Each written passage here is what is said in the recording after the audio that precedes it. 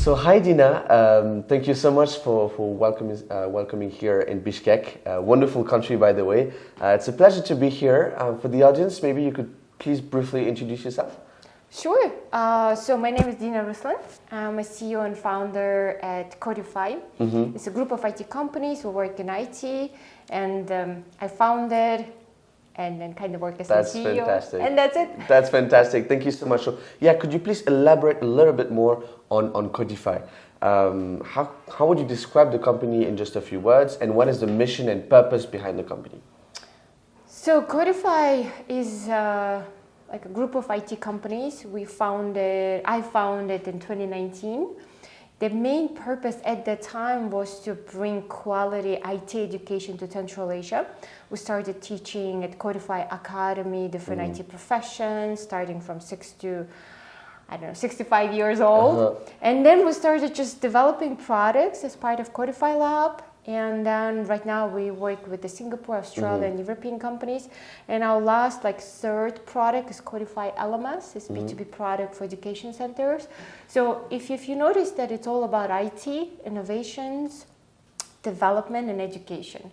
So our main mission is to basically revolutionize EdTech and IT teaching and learning of new professions in 21st century. So how would you describe the tech space, in Bishkek, Kyrgyzstan, but also abroad, especially in the locations where you are active? I would say that IT in Central Asia is just rapidly growing because comparing to 2010, when I just graduated as a software engineer from a university, we didn't really have IT companies. Or we had just few international ones. Now in 2022 in Central Asia, we have over few hundred outsourced IT companies. We have over 20 IT product companies, and even our company is evaluated over $5 million. And we are exporting our products to Singapore, to all over Central Asia. Some companies are exporting to the global market. IT education is rising. So I would say that, and Kyrgyz companies in Central Asia opening headquarters in Singapore, bringing international VCs and investments. So I would say that in short version, IT, EdTech is just thriving in Central Asia because it's hungry market. It's growing, developing market. So why is it growing? What are the main challenges that tech could basically, and the solution that you are providing, could basically help address these challenges? Don't tell me too much about the solution right now. Please elaborate on the problems that it could potentially solve.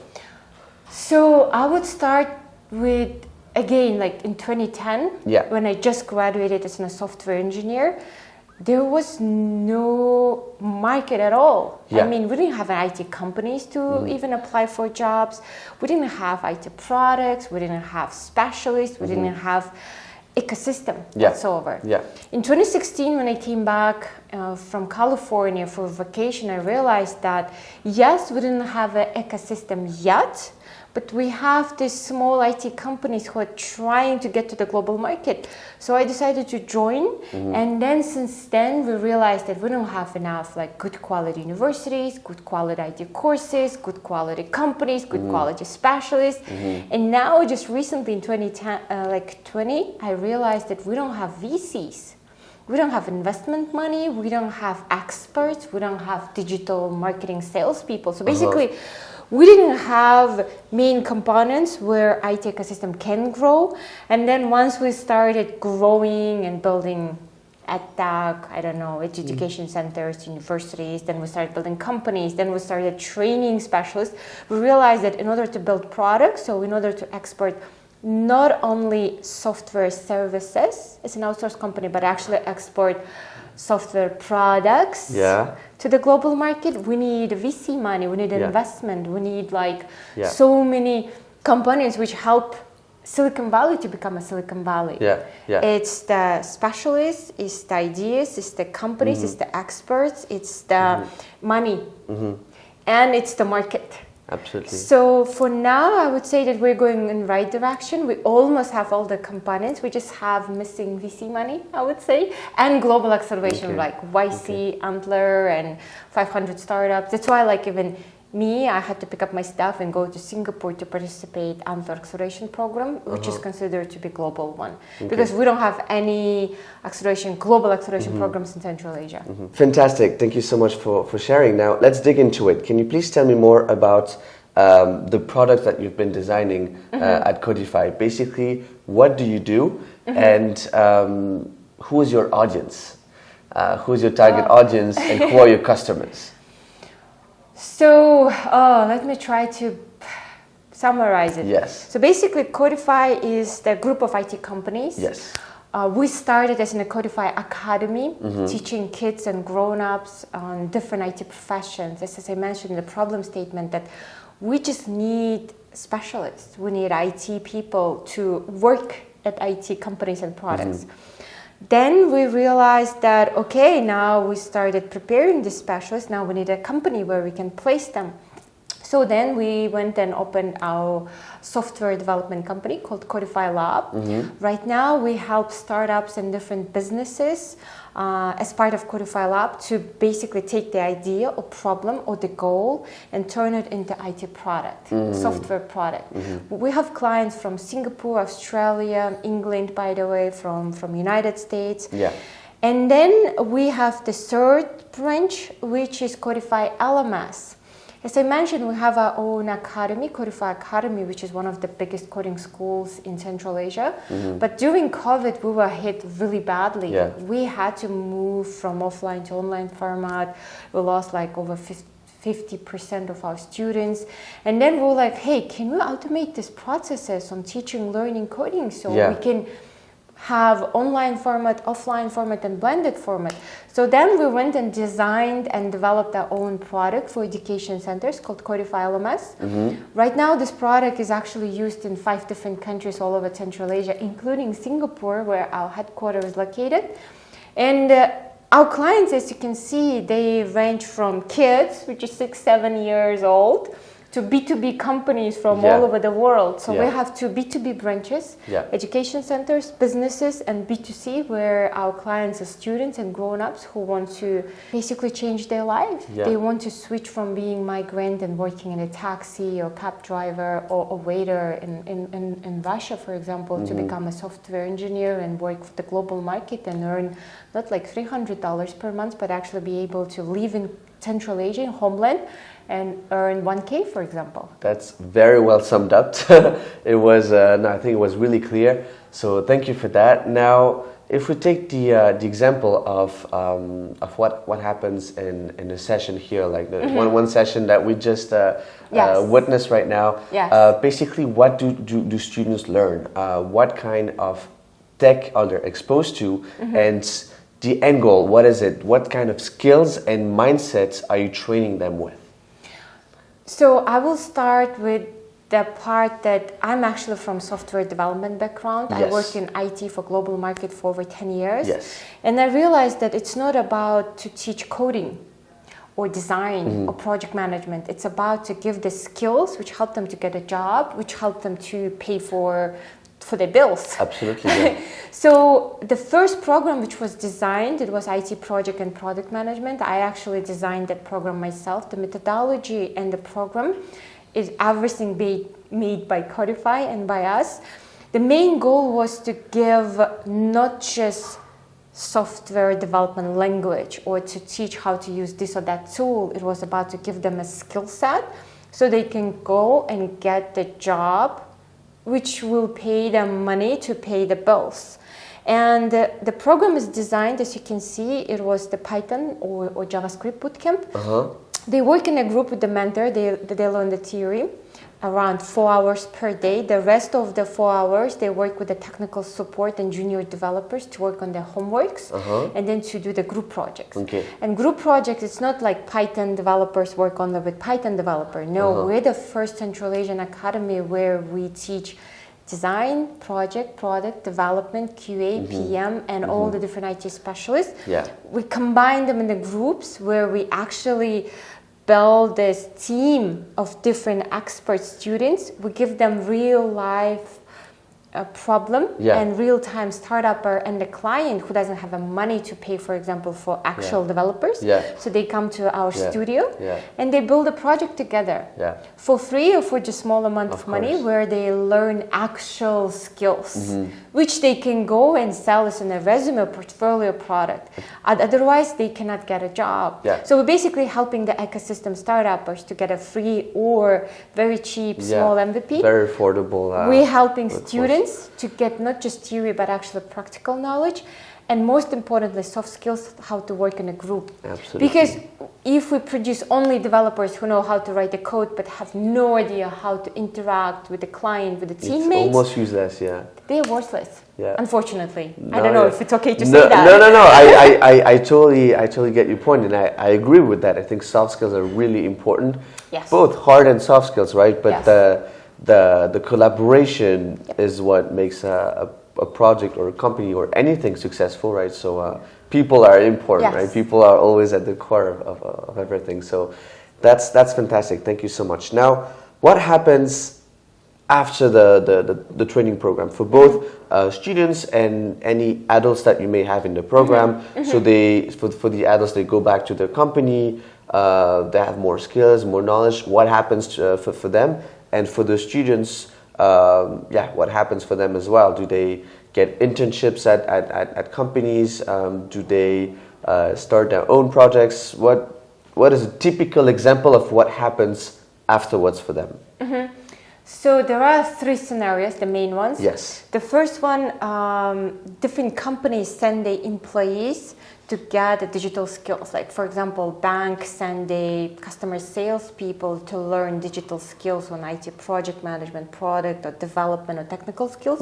So they can go back to the bank and introduce some digital tools, like, for example, Asana or Jira or Trello or Slack. Or they can introduce new ERP systems, or they can go and work with the developers to build those systems inside of the bank. That's the first case.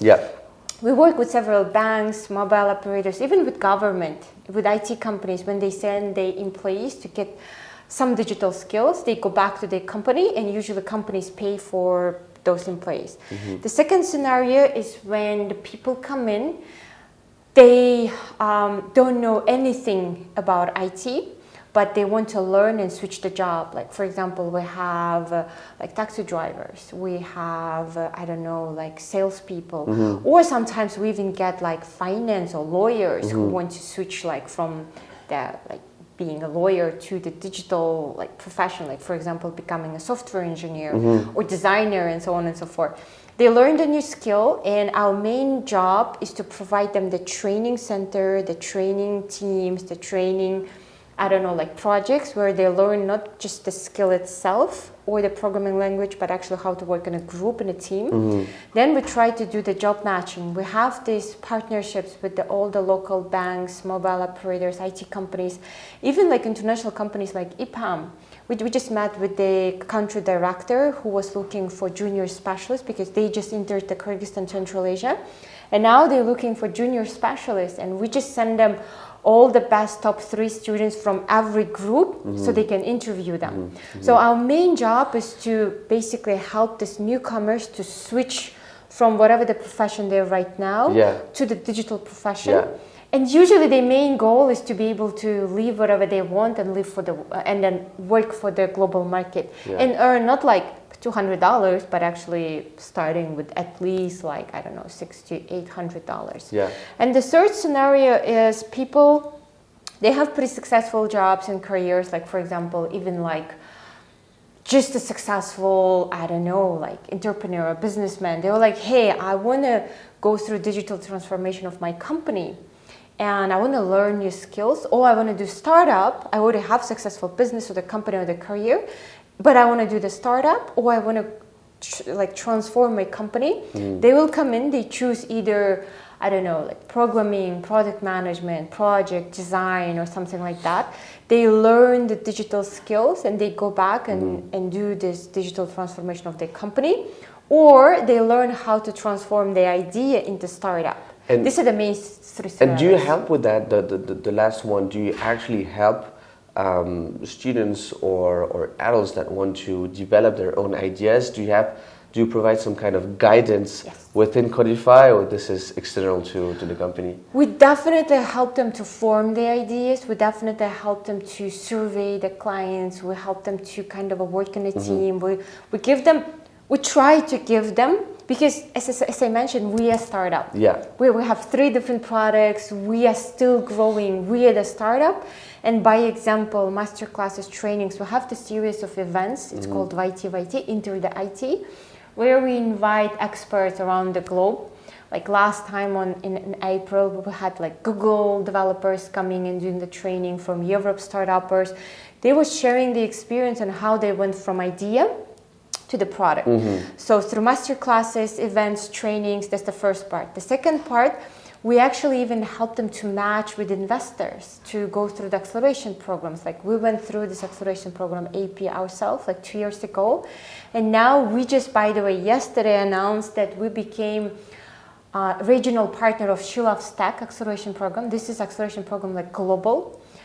They help women-founded or female-founded or female-oriented products around the globe to get the skills to go through the acceleration program and get the investment, because only 3% of investment VC money goes to female founders. And we have no whatsoever female founders like in Central Asia. I know personally like 3 to 5 female founders in Central Asia, like personally. Yeah. And that's why we became this regional partner for Central Asia. First, we want to help them to shape their idea. Yeah. The second, go through the acceleration program. Yeah. Third, get the investment. Fourth, be introduced to the global community, which is very important. Absolutely, absolutely. Thank you so much. Thank you so much. Another question about the future of education according to you. Maybe we can focus on Central Asia first, because obviously we talked a lot about tech. Yes. How big of a role do you think tech will play in the future of education, and what is your vision of good education? If you were to design the education system of tomorrow, what would it look like? So I would start that Central Asia is post-Soviet Union country, which means that we have this leftover post-Soviet Union education, which is very centric. It's very government-centric, it's very teacher-centric, it's very rules-centric. And that's why when I graduated my bachelor here and then when I went to California to do my MBA, I was so surprised that professor actually cares about my thoughts, that I can literally argue and defend my opinion in front of professor. And most importantly, that I still can get an A or even A plus if I have a different opinion, but I can defend it with the facts. Yeah. I was so surprised about that fact, and that's why when I went back to Central Asia and when I founded Codify Academy, it's not about rules, it's not about processes, it's not about teacher. It's more like a student-centric, knowledge-centric, experience-centric, that you can have a different opinion. You can learn by making mistakes, and it's definitely not about memorizing. Absolutely. I hated memorizing and learning by heart when I studied in the school, in the college, in the university. And when I was doing MBA in California, when my professor used to tell me, like, I don't care what you read, I don't care what you wrote, I just care about the summary. Like, can you explain me about this business case? We were actually learning by different business cases. And then I learned, I did this study on the Airbus. Why Airbus were leading and then they went almost to the bankruptcy, and then again went rising. How the decisions of the CEO or board of the directors affected the entire company, affected the entire region, entire airspace industry. And I love that about case solving, case studies, that we were presented with the problem or with the case. And for us, it was important to actually learn by researching the different decisions, and they can be good, they can be bad. Unfortunately, just critical thinking, digging into it, practical stuff, right? Yeah. Unfortunately, our government schools and colleges and universities are still kind of led by this customs of post-Soviet Union, let's say, the education system. But thanks God, the private education centers like Codify Academy, we are more about case solving, case studying, critical thinking, communications. So do you think more of these companies, more of what you're doing will actually come to the, come to the education space here? Yes, definitely. Do you think the government will be open to that or is open to that? What are your thoughts on that? I had actually a fight with the Ministry of Education of Kyrgyz Republic 2 years ago, official on Facebook. We were just literally fighting. Wow. You know what? Because they don't want to certify us as a Codify Academy, as an education center, and we'll have to go through the certification if we want to be, like legally recognized. And some of the parents actually come in and say, hey, like, do you have this certification? Yeah. And then when I was trying to get it, you know why they don't want to give me? Because I don't have a paper books. Because I don't have a paper books, because I don't have this full set classrooms, because we don't use paper books. We teach programming. Everything is online. Everything is in the internet. I have an LMS system where my program is uploaded. Like, why the fuck I need, I'm sorry, for paper books. Authenticity is good. And then I actually had this fight with them. And then when I took it public to Facebook, Instagram, when all the companies, especially IT companies, supported me, they finally invited me to the ministry and they were like, okay, fine, but can you print out your program? I'm like, seriously? Wow. You just don't get what we're doing, basically. And I had to print out because it was like a middle ground. And I don't have to just come up with the random books. But I will print out my program and then I will put it on a shelf so they can come in and then say, yes, they have a check mark, books. And I was like, seriously? But the good part is that now, 2 years later, we actually invited to the Ministry of Education, to the different universities to be part of certification when they're going through the diplomas, the certification. Now I actually do participate in this different round tables when we actually go and tell, hey, Ministry of Education, hey, universities, your program is outdated. We stopped I don't know, using whatever the programming languages you're teaching in actual software development 10 years ago. We are so in 21st century, you guys so in 19th century. So the good part, they're updating the program, they're listening, they're inviting the IT sector, us, and they stop seeing us as a threat. So obviously there is lots of work to do. Very interesting. But the good part, they realize that we're creating competition. They realize that those people, 17 years old, fresh school graduates, they're dropping out universities. Right after school, they're joining academies like Codify, and they're not going to universities because they know that they're not going to learn anything. So now they finally realize that they are not monopolists anymore. They don't hold this monopoly of teaching young people and students. Now academies like us can just give them 3 to 6 months education, get them a job, and show them how to grow further in their career and get them a job on the global market. And universities, when they cannot get any more students, especially fresh, they're okay, now we have to change. And that's a good thing because competition creates the quality. Of course. Hopefully. No, thank you. That was really insightful. Now, final question. What is Codify impact? So both qualitative and quantitative. We talked a lot about the qualitative impact. So maybe you can just summarize this part and then tell me more about numbers. Impact in numbers. So quantitative. I would say that we have around few thousand graduates of Codify Academy, where around 30% of those graduates are either working directly in IT or software projects and products or around IT industry. We have over a few hundred teachers and mentors who are part of this ecosystem, who are doing monthly master classes, events where we're showing that, hey, digital transformation, 21st century is here. And thanks God, for us, for IT, thanks God that the COVID happened because people saw that we are so far behind the 21st century. And quantitative is that we have over like 60 people working in Codify only, who are part of this global level company, who are part of this industry changing products where we're helping young people to get a job in IT for the global market, where we're helping education centers, just random coding schools, math schools, or even like piano lesson courses to get global level products like Codify LMS and be able to teach online, offline, to be able to scale the education center from Bishkek, one branch, to all over Central Asia or even to global market. So obviously you cannot just count each and every impact, but I can definitely see that all my 3 companies, 5 products are led by women, female, who are just literally running those companies.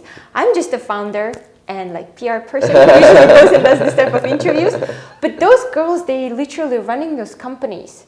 And they're like, what, 25, 26? Around like average age. They never had a chance or thought that they will be running IT companies out of Bishkek, which are right now have clients all over the world. And they're like young, they are just, I don't know, a few years in the industry, and being able to do that in Central Asia, which is considered like patriarchy kind of a countries, it's amazing. It's a strong message. Yes. And I have people in my team who 3 years ago attended the masterclass, what I did for the girls in IT, and now she works in my company because she specifically wanted to work for Codify because it's female founded, female led, female centric, and we kind of support all different, obviously, genders, but the main message is the example, I think. Main message is the example that you can get a job in IT, you can be a girl, you can be from low-income family, you can even be a blonde, and you can be building startups out of Central Asia, working and creating jobs in Central Asia, and teaching IT skills all over the globe, or going and winning like acceleration programs in Singapore and having your headquarter company in Singapore, and you are like 29 or 30 and you're blonde and you're a girl out of Central Asia. The main message is the example. The main message is the impact. Yeah. Thank you. Thank you very much. Thank you very much. How would you describe Codify in 3 words? Innovation. Yes. Dream. Yes. Example. Fantastic. Do you have any last thoughts, comments, or advices for the audience? Come join and visit Central Asian IT community. Because at the end of the day, I think 21st century, it's all about globalization. It's all about being equal, having equal opportunities, having equal opportunity to information, to the jobs, to the investment, to basically everything. So I would definitely encourage everyone to come and visit Bishkek, Issyk Lake, Central Asia. Fantastic city. If you're here, feel free to stop by at Codify or in our office in Tashkent in Uzbekistan, and we promise you to show you around, or at least like say hi from wherever the world, like or the country or the part of the world you're coming from. Fantastic. I really enjoyed this conversation. Me too. I hope you did. That's perfect. I'm sure the audience will find a lot of value in it. I definitely found a lot of value in it. Thank you very much. Thank you. Thank you. Thanks.